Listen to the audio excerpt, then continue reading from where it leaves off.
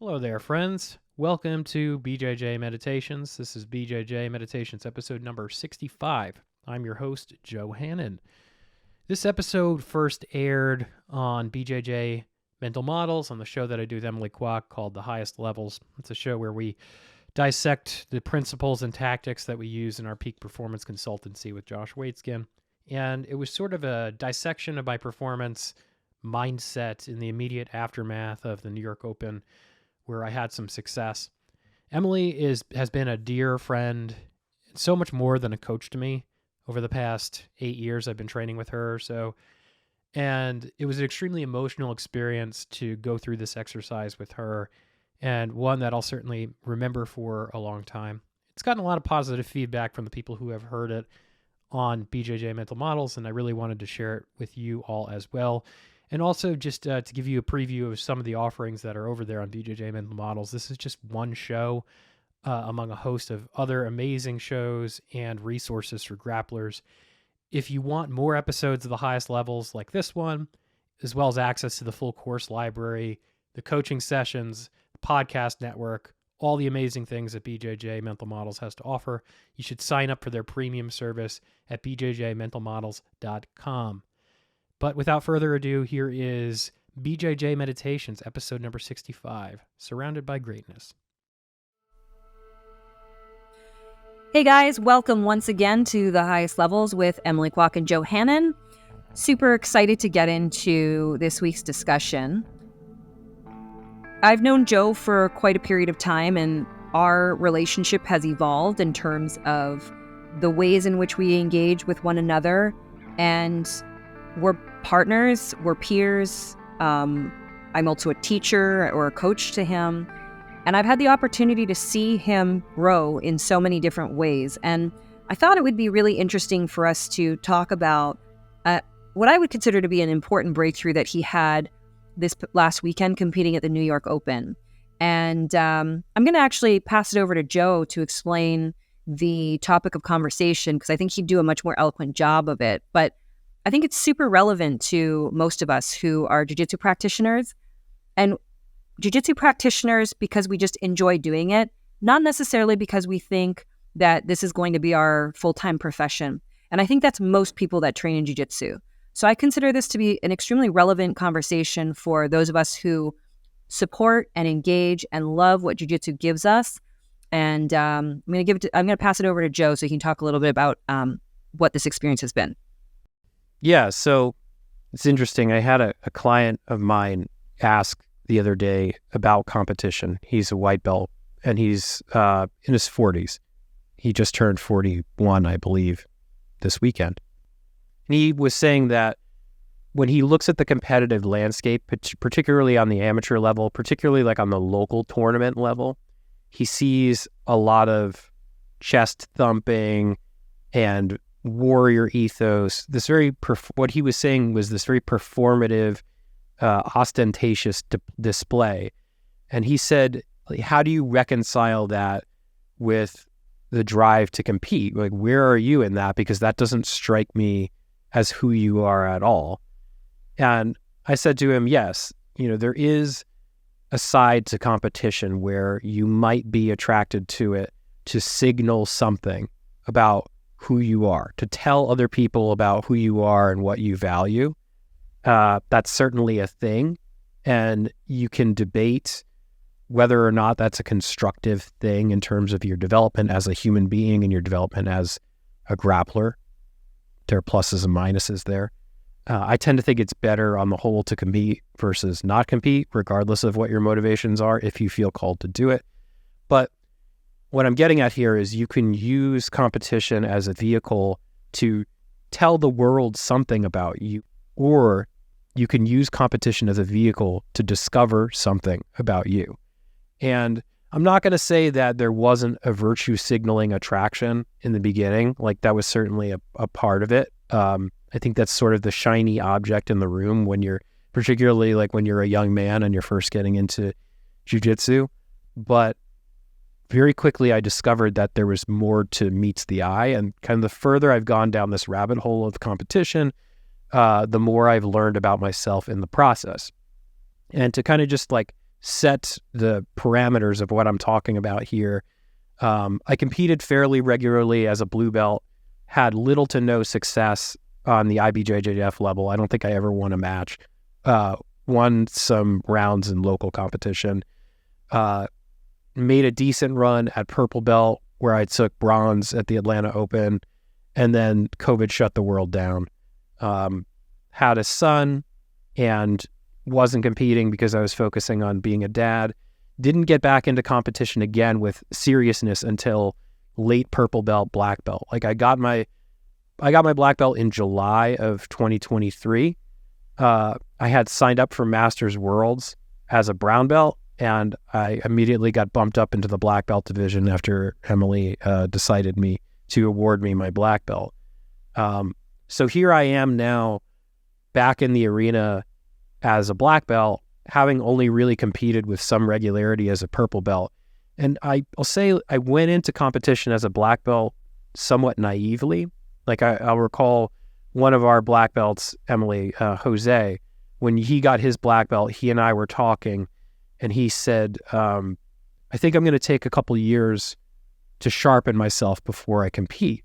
And I said, what are you talking about, man? Like, you got to get out there. That's where the true experience is. And I didn't quite understand his trepidation until I ran it out there for the first time myself at Masters Worlds. And I made a tiny little mistake, and it cost me. And then the same thing happened again in Miami when I competed at the Miami Open. I made a tiny little mistake, and the match ended. Both of these matches ended like super quickly. And I got what he was saying. The margin of error at the black belt level, when you're like, for example, the guy I lost to in Miami, he's been a black belt for over 10 years. I haven't even been training jiu-jitsu for 10 years. This guy had 111 points in his IBJJF ranking. That's astronomical. Like, this was a seasoned, battle-hardened competitor. And I hadn't considered that dynamic, that like I could be going against somebody who's been a black belt for as long as I've been training. So the past few competitions as a black belt have been eye-opening experiences, both from like a technical skill development standpoint, but also from more of a self-actualization standpoint, because, it's difficult sometimes, and I'm talking a lot, Emily, sorry about that, but it's difficult sometimes to be a student of a world champion. It's difficult sometimes to be on a team, like our professional team, where you're just surrounded by world-class athletes, world-class performers in business, because there's a natural comparison to kind of compare yourself to these people. So much of my technical journey through jiu-jitsu actually has been a thematic journey to stop doing that, to really root into who I am as a human being and to love and accept that person. And this goes like way beyond jiu-jitsu. This goes to like sorting through childhood trauma and like all kinds of stuff that are sort of outside the boundaries of this podcast that I've talked about on my podcast, BJJ Meditations. But really for me, this journey through jiu-jitsu competition has been about self-acceptance, like being okay with Joe, loving Joe. And you cannot perform well if you do not do those two things, if you do not like love yourself and honor yourself and be true to yourself on the mats. So there's that half of it. And then sort of the other half of it is this idea of tension. So my personal journey through jiu-jitsu competition has been about learning to accept tension. Jiu-jitsu competition for me has never been an enjoyable experience, particularly now at the black belt level, where I know like one small mistake could cost me the match. Things that I could get away with as a purple belt, for example, like I can't get away with now. It's got to be perfect. When you're dealing with something that promotes a lot of tension like that or prompts a lot of anxiety, a lot of us have this inclination to try and push it away, to pacify it, or to play mind games with ourselves. Like, for example, one of our mutual friends, Emily, prior to the match was saying, like, what if you reframe this as having fun? Like, what if you try to construct things in such a way that it was the most fun experience for you possible? And I was experimenting with that, and I quickly realized, like, that's not going to work. What I need to do here is really feel this tension. And indirectly, that's like what Joe needs. That's that accepting, leaning into that tension, maybe learning how to smile at it a little bit. That's true to who I am as a human being. I'm not trying to be our friend. I'm not trying to be you, Emily. I'm not trying to be Josh. I'm just grounding into who I am, how I relate to tension, and channeling all of that into the best performance I can muster. And, you know, what that resulted in was, like, I ended up getting silver medal in my division. I won my first black belt match. I lost my second match for the gold, unfortunately, but I lost it in such a way where, looking back on that, I feel like it was a winnable match. And I feel like I lost it because I lost the thread, because I lost the presence, because I stopped really attuning to that tension and I started to rush, similarly to like what I did in Miami. So it's the stumbling block is an easily surmountable stumbling block. So progress in New York, progress I'm super proud of, super proud of a looseness and a fluidity to my first match that came from just accepting the fact that this is a tense thing, this is a tough environment, but I was able to let go and allow myself to perform because I was able to accept that tension, to smile at it a little bit, and I was able to say, like, okay, this entity called Joe that's been training jiu-jitsu for 9 years now, like, he's fucking got this. He knows what he's doing, and he's going to be able to execute his game if I just get out of his way and allow him to. And it came together for me. But all that is, like, we've been working together for like 7 years, Emily. That's like 7 years of like taking my shit on and like gut checking myself, having you gut check me, having my training partners gut check me, having the people we work with and work for gut check me. And it's just like, it's a relentless process. And I think that's the thing that people maybe don't understand or have a hard time accepting. But that brings us up to the present. And I just talked for 11 minutes. So how do you feel about that? See, I thought it would be better coming from you. Man, there's a lot to unpack there. And I guess where I might start is both as an athlete and also as a coach, and a coach in multiple disciplines, in the sense that I'm not just talking about coaching jiu-jitsu students and jiu-jitsu athletes, but working in the professional realm as well. Nobody can do that shit for you. Like, I can't tell you how many times I try to tell people, because a lot of people come to me as a jiu-jitsu coach or some other coach, and they'll be like, what are the steps? Like, tell me how you became a champion. And like, I want to do the same thing too. And it's not to say that there aren't translatable universal lessons that one can learn from. But I think what you just described in your 11-minute monologue is that it's a steady coming to Jesus with yourself. And it doesn't matter if you're competing at a world-class level, at a recreational level. What's important is that you understand that this is your process, and you have materials and resources and guidance from a plethora of very reasonable and incredible humans, right? But their formula is never exactly going to be your formula. And the fear that I think so many of us have in discovering, oh my God, like, what Marcelo Garcia told me isn't working for me. I'm a failure. No, what Marcelo Garcia told you should give you context. It should inspire you and give you ideas, but that's not you. And that is a hard challenge for a lot of people to take on, because incredibly, as much as we think winning and performing is about ourselves, I think we do a lot of work trying to not make it about ourselves. It's like we're all kind of scared of having to look inside and take our own shit on. And my own experience in competition was very much about discovering these things about myself. and going down the wrong path a lot of times.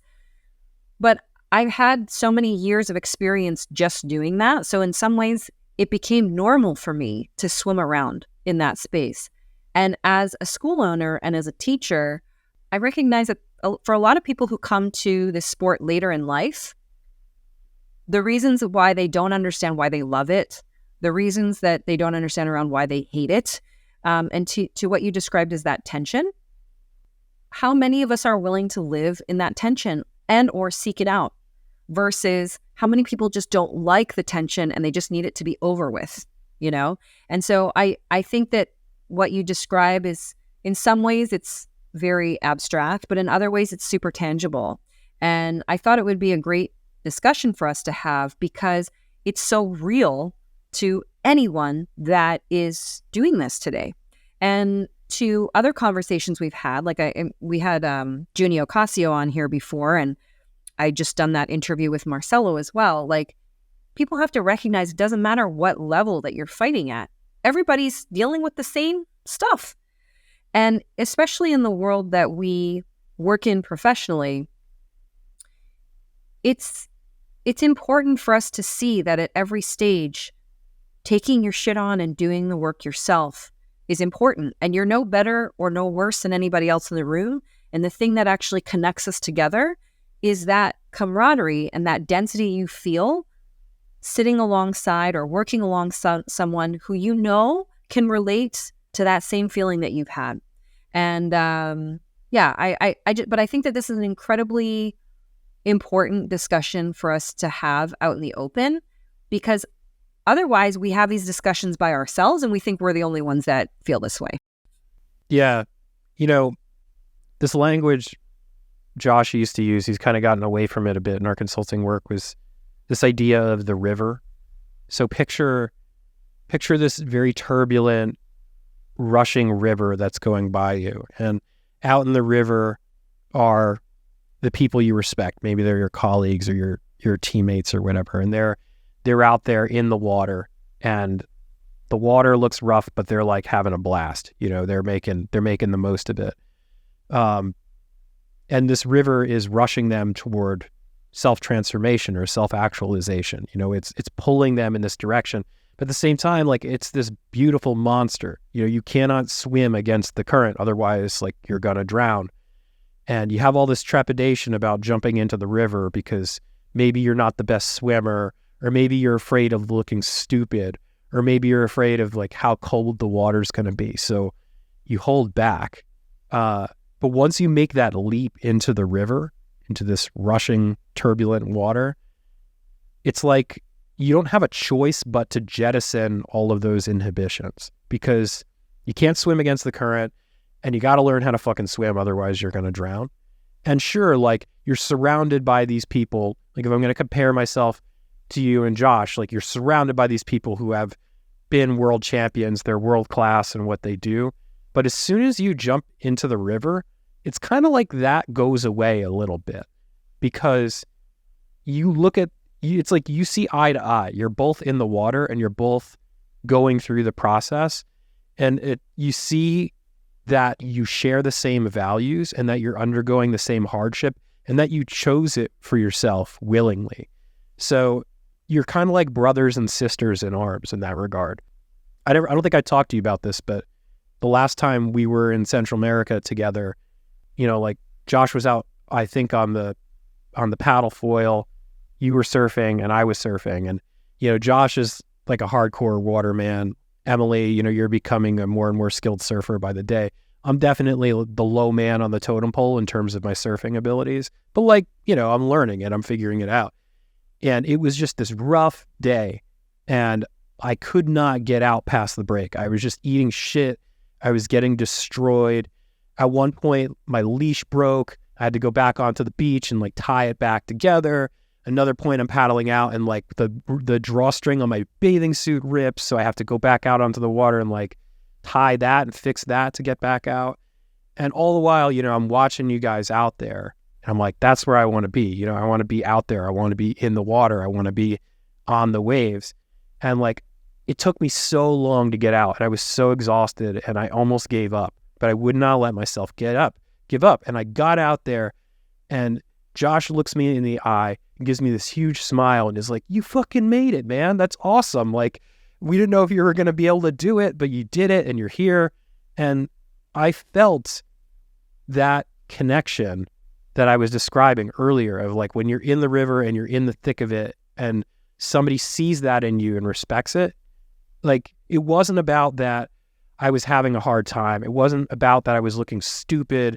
It wasn't about that like I had any shame about what had happened or whatever, or that you guys felt a certain way. It was really about like, we just did this fucking shitty thing together, and now we have this common bond. And really, like, that's what it's all about. It's about having that common bond, having that shared experience, and being like brothers and sisters in arms in that. Yeah, it's I remember that day. And I've certainly had many days like that myself. And my friend out here, Steph, who's a great training partner, and she's a great surfing partner. She really helps me out on the water. There are days, so like put me out on a day where we have 2 to 3 foot waves and I'm golden when it's glassy and it's small. And there is a thing here, and I think that this is probably equivalent to people that go to open mat and only take the easy rolls or take every other roll off. There are people here that only surf when the conditions are perfect, like 2 to 3 foot waves, glassy, not a ton of people on the water, and like everything's and offshore winds. Like, this is the best day to go surfing because it's fun and it's easy and it's manageable. And then there's days where it's a little crazy, you know, like maybe the waves are head high, maybe they're a little bit more than head high, and it's not so easy to paddle out. And on those days, rather than get into a place where I would expect myself to get on every wave, I have told myself, your job today is just to get in the water and fucking survive. See if you can even get to the break. And if you get on a wave, that's like a bonus. And on the roughest days, Steph has taken me out. It's quite funny. She'll say like, wow, like she'll say, you know, listen, you made it. And everyone that gets out here deserves to be here because you made it. You could have turned around halfway, but you stuck with it and you're out here. And she says, everybody feels the same way. Doesn't matter if they're a great surfer. There are days where it's going to take you 30 minutes to paddle out, and that's just what it is. But you made it, so you belong here. You deserve to be here, because I'll get out there and I'll be like, okay, I think I should paddle over here to the smaller break because I don't want to take up space for these people that actually know what they're doing. But it's interesting when you get out there and there's a more advanced surfer in the water. And some of this is, you know, you get pulled in with some of the respect that someone like Steph will draw, and we'll paddle past them. And there's this sense of like, they nod and say hi to Steph. They'll nod and say hi to me, and they'll make space for me because they're like, okay, she's with her and I know her and she's a hardcore surfer and they're out here and that's cool. She did it. And she's with someone that's going to kind of show her the way, right? And I don't always expect to have success on those days, but there have been days where she's pushed me, like she's told me, hey, this is a good wave, take it. And I'll take it and I'll have a great ride and I'll paddle back out. And I'm like, she's like, what'd you think? And I was like, that was fun. And I was like, I'm super happy I caught a little wave. And she'll look at me and she'll be like, but it wasn't that little. And I get a little bit wave blind because in my mind, I'm like, well, I just made it. Like, thank God I just did something. Yeah. And on those days, I know that I'm stretching myself in such a way where when I go back and I do the 2-3 foot days, it becomes super easy, right? Or like, I don't even have to think about going out on those days. And now I'm like, oh, maybe I want a 3-4 foot day, or maybe I'm willing to push myself a little bit more, but it's incremental. And what allows me to stay in that growth pattern is looking at my friends or looking at people that I look up to and having them, like you described, they see me and they respect what I just was able to do. And I liken this a lot to competing in jiu-jitsu. As much as it's nice to win medals and titles, I remember in the adult divisions when I was, a younger athlete, feeling like the one thing that mattered to me most was the respect of my peers. And it's kind of a simple expression to say, oh, the respect of my peers. But it's to what you're speaking about. It's this feeling of, yeah, like, I got you. I know what you did to get here. And I might be 100 times better at you at doing this thing. But we share the experience of, now you know what it takes to be here. That's a good feeling to have. It is. But that's not a feeling that most people chase after because it's fucking hard. And I really think it deserves more space to be spoken about, because it's easy for us to go out on the 2-3 foot days. It's easy for us to stay in that comfort zone where we can be protective about how much we stretch ourselves and how uncomfortable we're willing to be and how much we're willing to break ourselves down. And how many times do I text you or call you and I say, man, I just want it to be easy for a day. I just feel like we've been on a sprint and it's just day after day, I have to keep grinding. And I just want a day where it's fucking easy. Yeah. And it's not. It's not. That's a big reason why I do this, right? Like I joke, but I'm actually serious about this. Someday I'm going to be a world champion because I outage everybody in the Masters division. I'm just going to be the fittest, baddest motherfucker still standing. So just, this is an endurance race for you fellow black belts out there. I'm coming for you. But like the big reason I do this is for that very reason. Like, where do I have the best potential to be world class? It's probably in my professional life. What is most needed from me right now in my professional life, in terms of like a skill I need to develop, is being able to do what you just described, to be able to sit with that tension with some equanimity and to rise to the occasion with poise when I'm called to act. And thematically, like, there's no better way to train that than to compete in jiu-jitsu. And in some ways, it's kind of crazy because most people would say, well, my professional life is stressful. Why am I going to add more stress on top of it? But what I've seen in myself as an athlete is that my breakthroughs historically have come in times of duress. And I don't think of it as adding stress on top of stress, because life is stressful and stress is not necessarily negative, right? There's eustress and distress, with eustress being the thing that helps us to level up. But I think when we take this stuff on, superficially, it seems like you're adding more stress, but really it's building your capacity to absorb stress, to like meet it with equanimity, to essentially to live more, to be out there more. And that's really what I'm chasing after here. It's twofold. It's learning to love and accept myself, both as just like a plain old human being and also as a performer. Like, this is how Joe does his jiu-jitsu, and that's good enough, and we're going to make it as good as possible. And also like building my capacity to just be at peace with the chaos. And man, jiu-jitsu competition really helps you level up there. As you were speaking, I was just thinking about the fact that it's, this well, like in the world, in the circles sometimes that we get exposed to, there are people that can posture with a lot of accomplishments.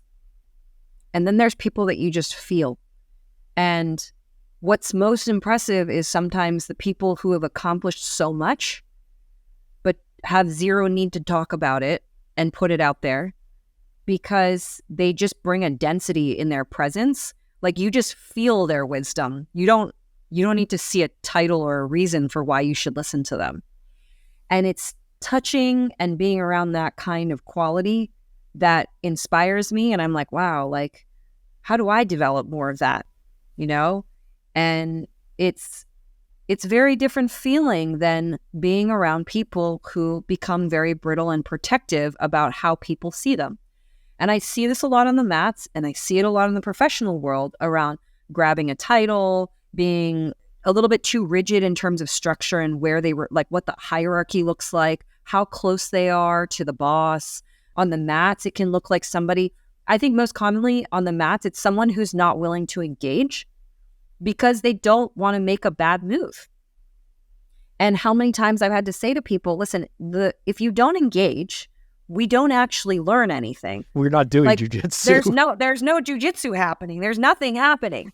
And what's funny about that is it doesn't occur to them in that moment. So many people are just like, if they're being vulnerable with me, they'll say, oh, well, I'm afraid to make a grip because I just know you're going to destroy my grip. And I'm like, okay, first of all, when have you known me to like just come out and demolish people like that? First of all, I'm not Iron Man. Like that doesn't happen.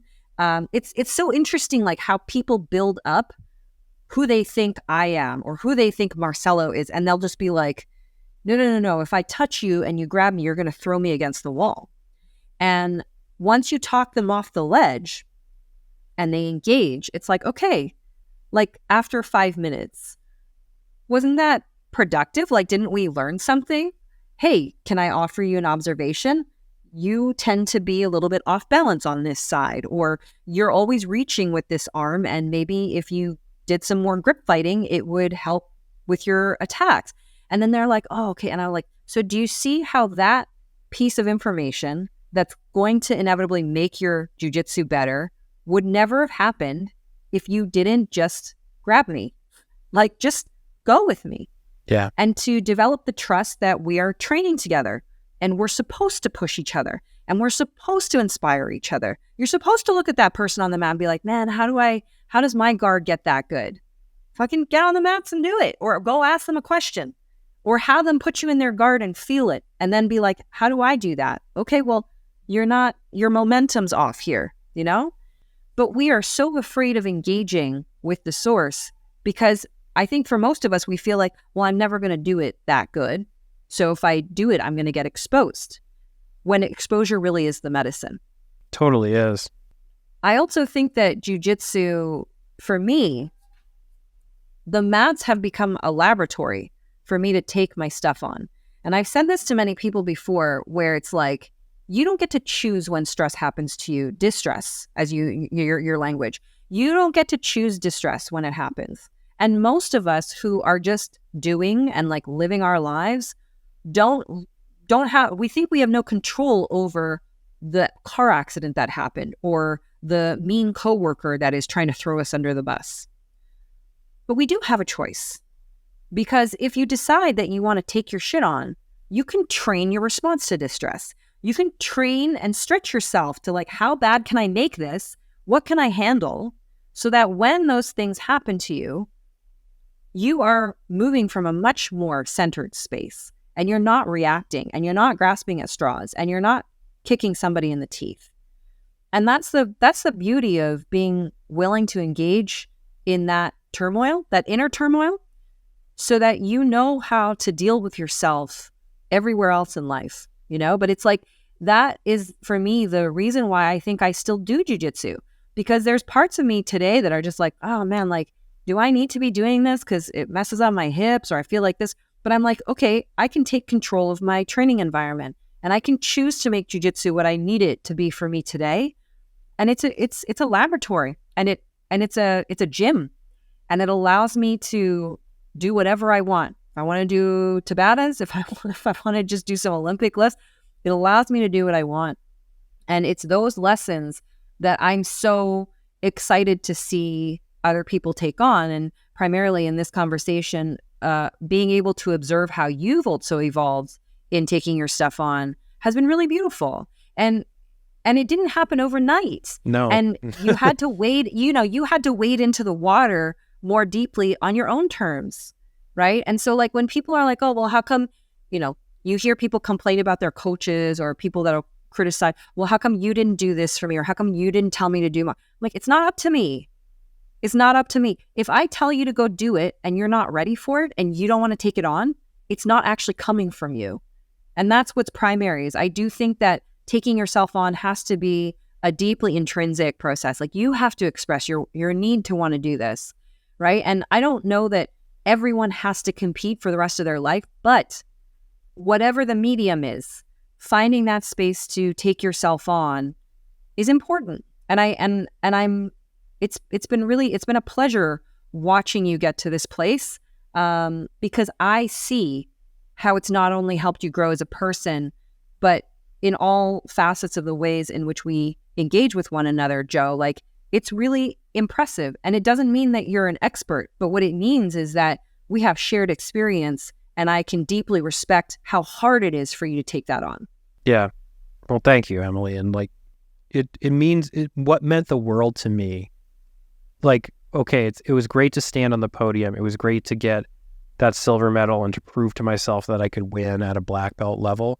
But what like truly brought tears to my eyes was in our professional Slack group when you posted a photo of me on the podium and shouted out what I did, and just that level of being seen and respected and appreciated that you were describing from you, but also just from the people that we work with. Like, these are some very high quality, high caliber individuals who have that gravitas that you can just sense. Like, these are people who have accomplished amazing things that I have yet to touch, right?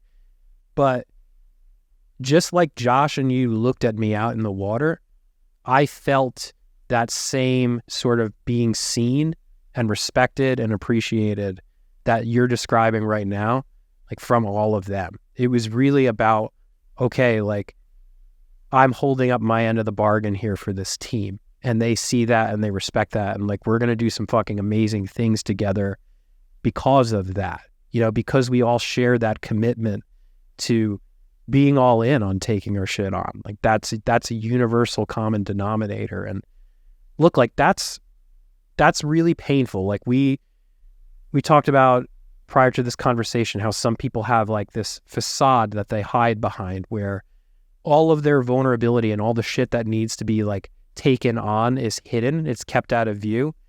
And, you know, to tie that into what I was talking about at the beginning of this conversation, I had this competition where you coached me as a brown belt, where I was fighting a black belt. I had gone up, you know, rank to fight this black belt, and it was no gi. Don't have nearly as much competitive experience at no gi as I do in gi. And I was beating him, you know, I was like up in advantage. I had multiple arm lock attacks on him. And I just felt this need to rush because the tension was just like overwhelming. So I opened up my guard, and the guy ankle locked me, and he had already ankle locked me in the gi division. Same exact guy, same exact move. He caught me with it in the same exact stupid way because I was like letting this tension rule me. And you and I had a conversation on the heels of Miami where essentially the same thing happened. And you were like, look, I'm noticing this pattern with you. I don't know what's going on here, but clearly you're leaving your feet exposed. What is that about? And it prompted this really wrenching conversation with myself of like, what is this actually about? Because it's not about that you don't understand that there's this technical deficiency here that you can easily correct. It's not about that. What is this really about, Joe? It's really about your inability to sit with equanimity in times of tension. Like, you really need to figure this shit out. Otherwise, it's going to keep costing you. And that's a hard thing to swallow, you know, especially when you're an adult with a successful career and a family and like all these other stack on whatever titles you want, you know, you have all these displays to the world that like you haven't figured out. But like in reality, you don't. None of us do. And it's painful to take that on. But like the reason why I was able to have some success this time around is because I did. Because I let you behind that facade to talk about this thing that's much bigger than the fact that like I'm opening up my guard at an inopportune time and not defending my ankle. It's actually much bigger than that. And like, hey, I still don't fucking have it figured out because my second match, guess what? I was exhausted because I've been sick for a week and I lost presence and I rushed in a moment when I didn't have to. And I got loop choked to a guy that I probably could have beaten on a different day. You know, I still have to work on it, but like I'm making these incremental steps of progress for two reasons. One, I'm taking my shit on, and two, I'm letting people behind that curtain. And like, It's hard to do that, folks, listening to this podcast. It's really fucking hard, but I promise you that it's worth it. Listening to you talk about that also makes me think a lot about how we end up in these places. And the last month I've done a lot of traveling. I was in Europe for 11 days and then I was back here and then I was just back in the US and for checking in on the school and doing some work. And I've been coming in and out of being in Costa Rica, where there's a lot of things that are beautiful and optimal and wonderful here. But there's also a lot of things that are just janky and rough and not easy. The roads, the infrastructure, sometimes like communication barriers, getting what you need when you want it. Like there's a lot of things that one becomes accustomed to living in America or any other developed Western country for that matter, where things are easy and convenient and there for you. And when people ask me now, like, do you love it? Like, are you ever coming back? Like, why are you living there? Like, isn't it easier for you to travel around if you're in North America? And it's interesting because there's definitely a part of me that goes back and I'm just like, oh my God, it's like Disneyland and I have everything I need and like, this is amazing. Why would anyone ever not want to be around this? Because it's so easy. And I think it's in that conversion that I find a tension that's not only healthy for me, but really, really important for me to teach my children, which is that I don't know that life should be that easy all the time. Because when life is that easy, you forget that you should work hard all the time through everything. And there is no point in life. Maybe I'm 43. Maybe in my later years, I will learn this differently, but I don't know that there's a point in life where it should feel like you're just gliding all the time. And this is not to be confused with the fact that feeling moments of ease aren't wonderful. Like, I love going to Disneyland. Don't get me wrong. Like, it's wonderful to breathe in that extra oxygen that they pump in and like have everything set up for you. I love that. And I love me a good meal in a really nice restaurant. Like, I love all of it.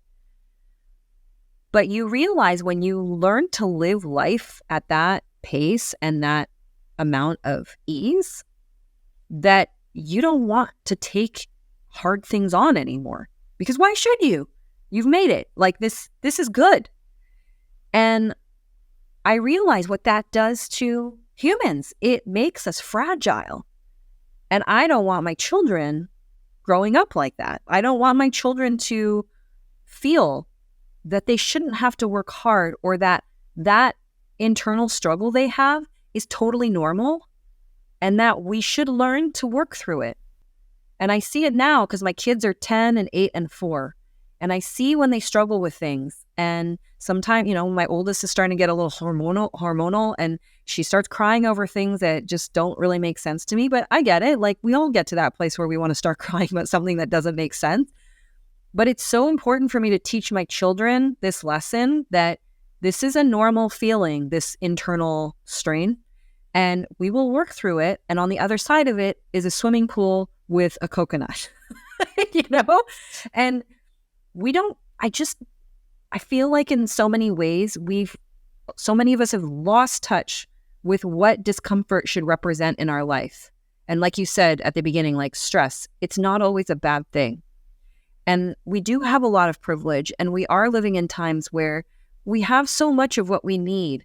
And I think it's super important that as humans, we don't forget what work really looks like. And I don't mean showing up to work and clicking in from 9 to 5. I mean like taking your shit on day in and day out. And so very long-winded way of saying like how I'm experimenting with this very same theme in my own way now, in a different way. by moving in between these two worlds and feeling like, okay, well, why am I doing what some people could consider like illogical things? Like, why do I do these things? And I realize it's because I'm still trying to learn that lesson, but I'm trying to learn it through a different medium, right? And it's like, jiu-jitsu will always be there for me, and I want it to be there for my children, but I also want to holistically take this on as a family. And so I think it's an important one. And I think for those of us that train and sometimes don't know why we enjoy training, I think this is it. Sometimes maybe it's subconscious, maybe we don't know how to articulate it, but I think this is a big reason, because feeling that stress and then being able to get on the other side of it, it feels so good as a human to feel like you changed something, or you grew, or you're doing something differently than how you used to. That's not a feeling that we get to experience a lot in life. And the fact that we can empower ourselves to do it is such a irreplaceable growth mechanism and tool for how I think we should be living our lives. Yeah, you're absolutely right. You're absolutely right. And that's another big reason I do this, is for my son. Like, I want him to see this as just something normal. And it's even in the language that Francis and I use. Like you mentioned, your daughter being hormonal, like my son's 2. And he has a lot of very strong feelings and a lot of strong preferences, which he verbalizes now quite well. And it's even present in the language that Francis and I use when we talk to him. It's about acknowledging those feelings. It's not about, there are times when like your kid is going to be out of line and you have to correct their behavior. But like when he's having a tantrum, just acknowledging the fact that like these things that he's feeling are real and they're storming through him and he has no idea how to process them because he's 2. And like I can look back on my childhood and there was like zero acknowledgement of that. So like in my mind, it's akin to what you're saying. Like, we have to acknowledge that things shouldn't always be easy. And when they're hard, you also, by virtue of the fact that things should not always be easy, you're acknowledging that the things that are hard are indeed hard. It's no different than like what we're sitting here talking about, the difficulty of my journey up until this point. It's no different than talking about the challenge of a 2-year-old, like learning to manage the feelings or the emotions. Like, we're all doing the same thing regardless of how many years we've had on the planet. It's just some of us are more honest about it with ourselves than others. Well, I think it also relates to, I just did a show with Steve on polarities. And I think it's sort of this this polarity of easy and hard, right? Or like friction, no friction. And I think for most of us, we have over-calibrated on the easy side, and we don't realize when we've fallen into the downsides of what is easy, right? Like, and for those, just a quick wrap on those of you that haven't listened to that episode, with polarity mapping, the idea really there is that most problems in life are complex. They're not simple. They're not going to be 2 + 2 = 4. And we have to manage problems. We can't just solve them all the time. And so if we were to look at values that we need to maintain to make our lives better, there are going to be upsides and downsides to those values. And so if you think about what easy could be, like what are positive outcomes of easy? Well, everybody's happy, there's no friction, things just happen. But the downsides of easy are like you become apathetic, you take things for granted, you're maybe lazy, you become soft. But the flip side of like, well, what's good about things being hard? Well, you gain a sense of accomplishment. Maybe you are motivated to see more. Maybe you develop an internal sense of like toughness and resilience. The downside of things being hard is you get very frustrated and maybe you become apathetic because you're feeling hopeless. But like, it's the flow of these outcomes that helps us get better. But I don't see a lot of people orienting to stress and difficulty most of the time. Those of us that do jiu-jitsu, I think a lot of us do value these things. They're just not expressly articulated. But I think the majority of the world often struggles with this idea of making things difficult. Why make things difficult? Aren't we supposed to be making things easier? So I do think that in this framework, like, it's important for us to introduce scarcity, introduce stress for the purpose of growth. And I believe this was a conversation I had with David Zeitler a while back on Keegan's framework, his adult developmental framework. And it was this question that I had around, like, what causes someone to grow or evolve? Like, how do we do that? How do we know that we're growing and evolving? And he said that sometimes we don't know how people evolve from one stage to the next, but they do think that some of it involves encountering some level of stress that is incomprehensible. Like, you encounter some barrier or wall of, like, oh my God, I don't even know how to handle this. And so then it's like, what do you do to prepare for that moment to shoot you forward or send you back, right? And for those of us that are in the practice of fighting, literally fighting through it, it's like, can I prepare myself so that when I encounter that wall, when I have to climb it, I have the tools necessary to get myself over? And I think that that's what so much of jiu-jitsu fighting has been for me. Why have I done it? It's because I have developed a sense of invincibility from being like, I can get through this. Now, too much of that isn't a good thing either, but it does give me this internal sense of, like, throw everything you have at me. I will find a way to win. But the winning didn't come without a lot of losing and a lot of performing suboptimally. But now at this stage of my career, I can look at the richness of all of the experiences that I've had to cultivate and endure. And it gives me a lot of freedom as a person today to do whatever I want to do and not fear looking bad. I feel like I'm a way better student today. I feel like I'm learning more than I ever have because I'm not afraid of looking like an ass. In fact, I'm quite liberated by looking like an ass, because in the jiu-jitsu world, sometimes when I go teach or I'm in public spaces, people expect me to know something. I actually think if I wasn't trying to learn something new, it could be very hard for me to just continue in jiu-jitsu the way that I have, because there's a lot of pressure that one can put upon themselves for, like, I'm supposed to know something and I'm supposed to help people and I'm supposed to be able to, foresee the outcome of this very complex situation, when in reality, like, nobody has that power, right? And liberating myself by learning new things in something where I have zero responsibility. Nobody's trying to learn surfing from me or, whatever the thing may be, but it's really refreshing, and it's helped me take on a new perspective with how I deal with students and how I think about being a better teacher, because you realize how real this conversation is for a lot of people, but that so many of us are ashamed to have it, or we don't know how. And I would also argue, like, there's probably some environments where maybe you don't have the right conduits. Maybe your peers, maybe your teachers, maybe the people that you're surrounded with aren't invested in doing this kind of development, but this is my kind of jiu-jitsu, So it goes without saying that, like, the more we put this out there, I think the more it normalizes the fact that we're choosing to do hard things, and it's okay to actually acknowledge that. Yeah.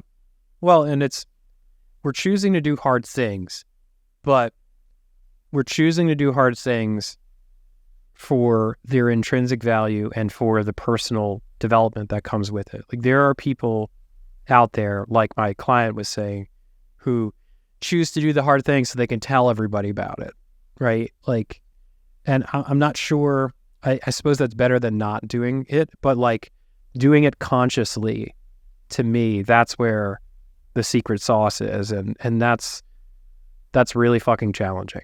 It's really challenging, and most people don't do it, but it's worth it. It's worth the pain. It's worth the sacrifice.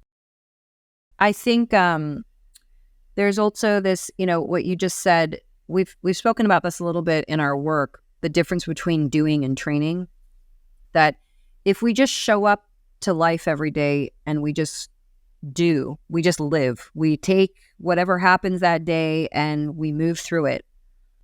When we don't consciously recognize what we are doing, we don't always know what we're tracking, and we don't always know the difference between this or that. We don't know what choices we're making.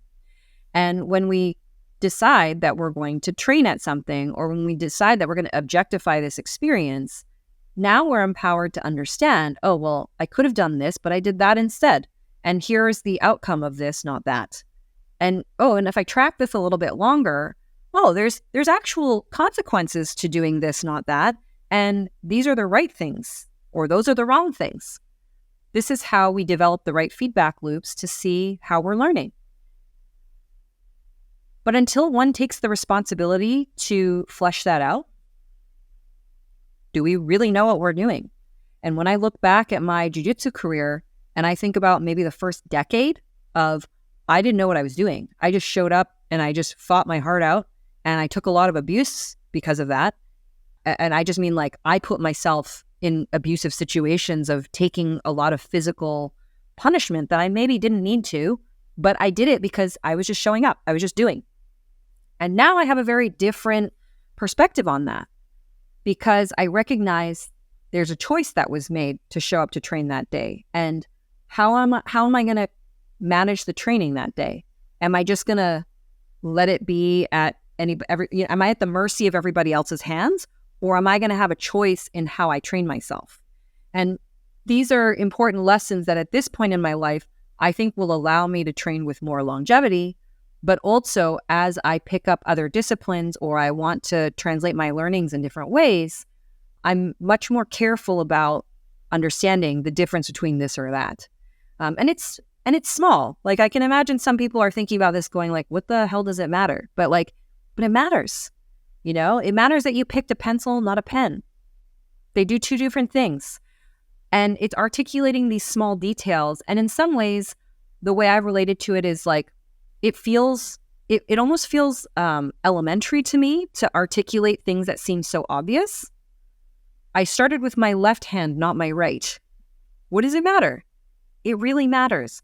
And so to see the great lengths that you and others who are out there taking themselves on, like, it just gives me a tremendous amount of respect for the fact that we're kind of waking up to how we can perform better and why we want to perform better, and not just think that showing up is going to be enough. Yeah.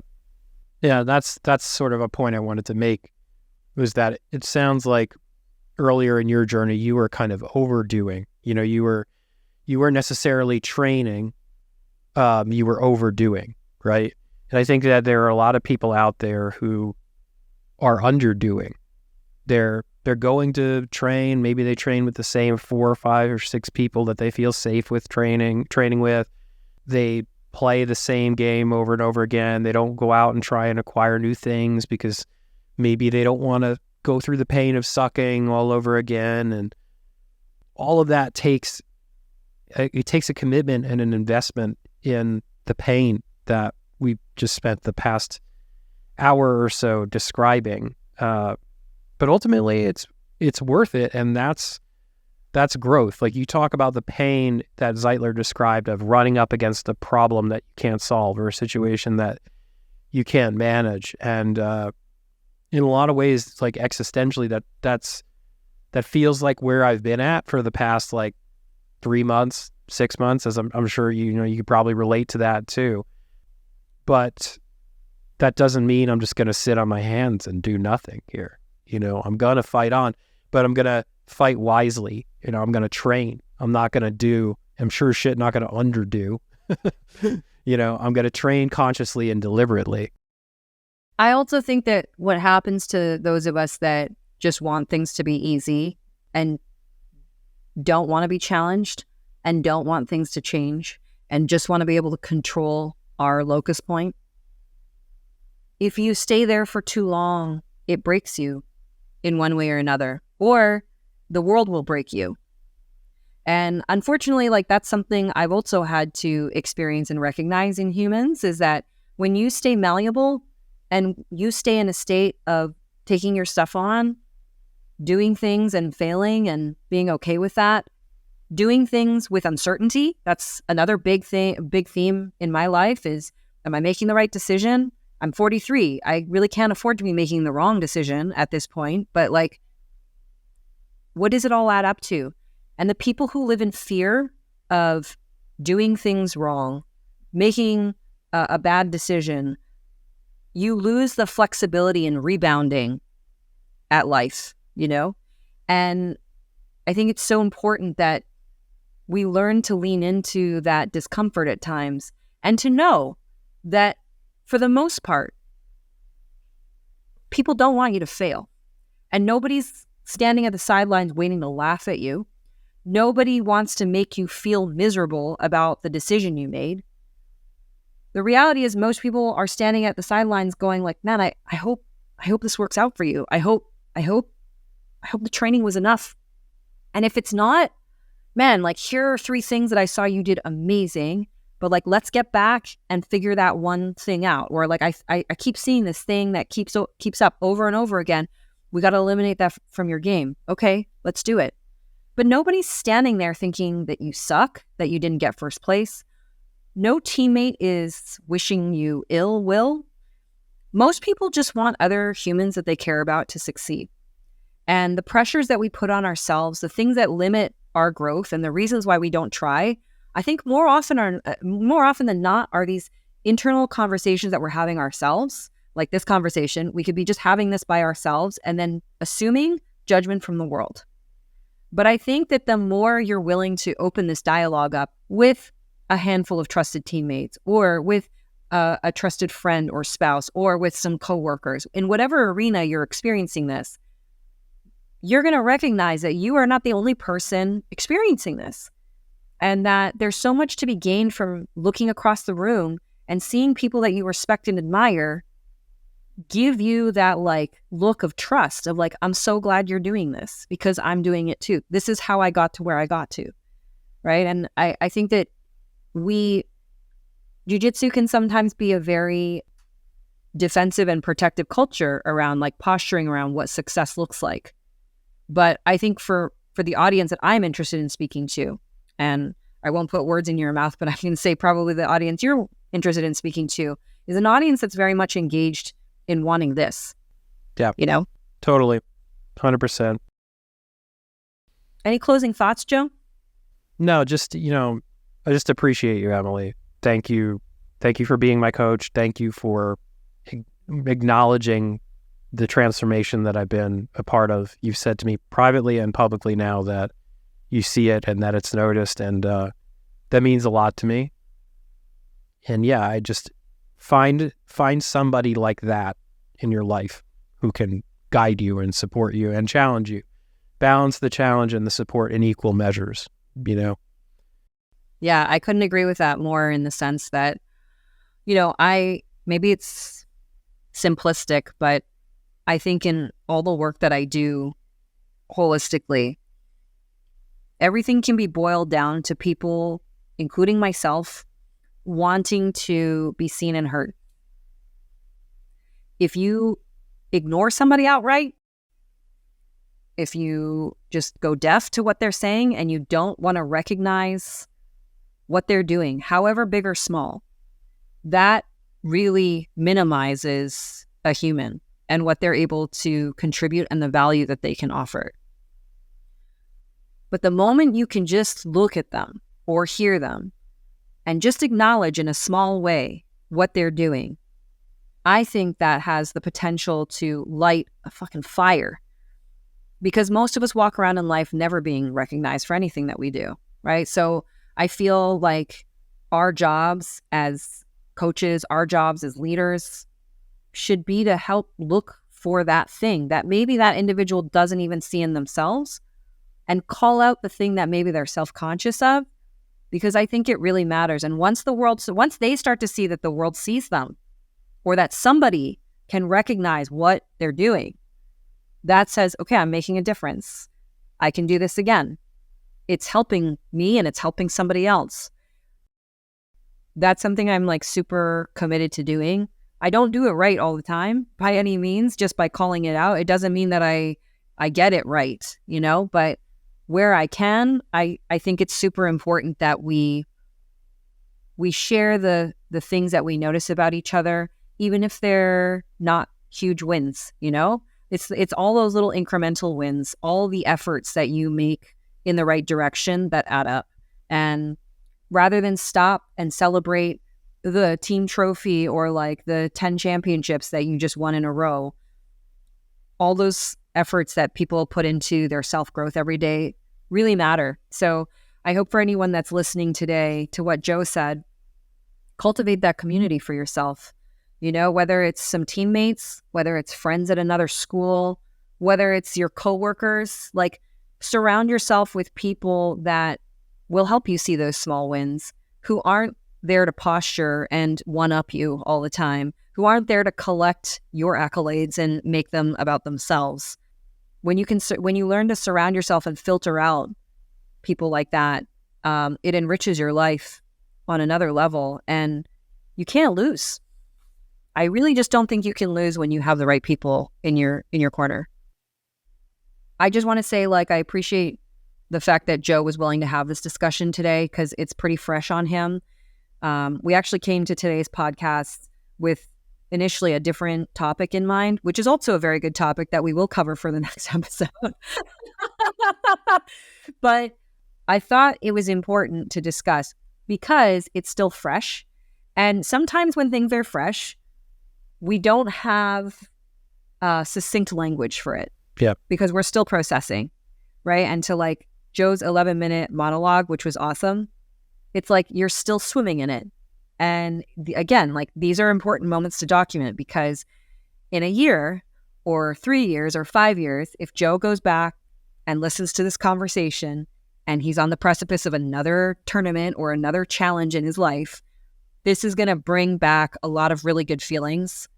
And this is going to bring him back to a place of flow where he's going to be like, fuck, yeah, I remember how good I felt after that experience, you know, and all the things that I learned and how I grew from it. So that's another tip that I've also learned is when something is very fresh and you're in the middle of sorting through it, sometimes it's good to record yourself, whether it be on paper or in audio, like what it is that you're experiencing and going through, because it can often help you get back to that place at a later time in life when you might have a harder time accessing it. So thank you so much for sharing today, Joe. Yeah, my pleasure. And, you know, I just want to add this.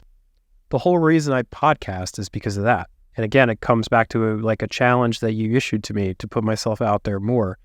So I started BJJ Meditations and that led to this podcast too. But it really is about me wading into uncertainty and being open about it.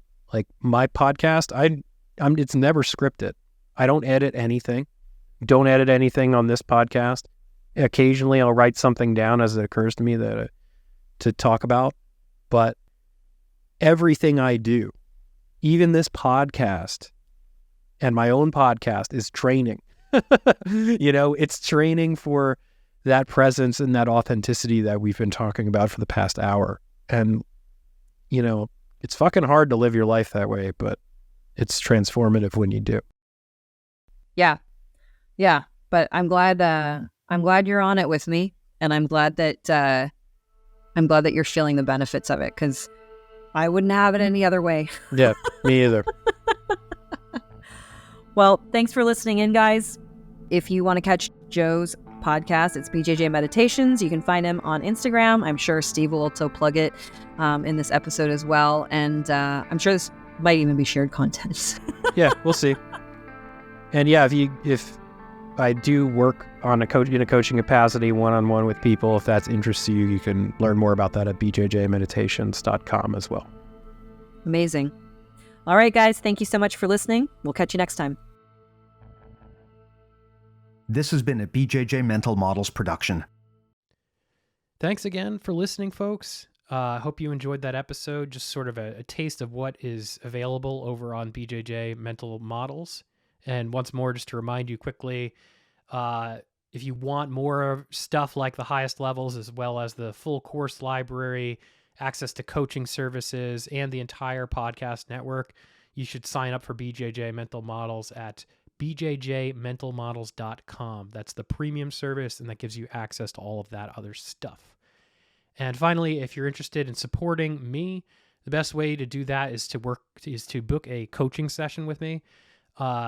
Just so you know, guys, like my coaching practice, it's all about depth over breadth. Right now, I have a handful of really amazing, steady clients, and I'm looking to just add one or two more.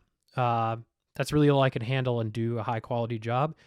So if everything I have to offer here speaks to you and you want to go deeper, the best way to do that is to book sessions with me. And you can do that at bjjmeditations.com. Thank you very much for listening, folks, and we will talk next week.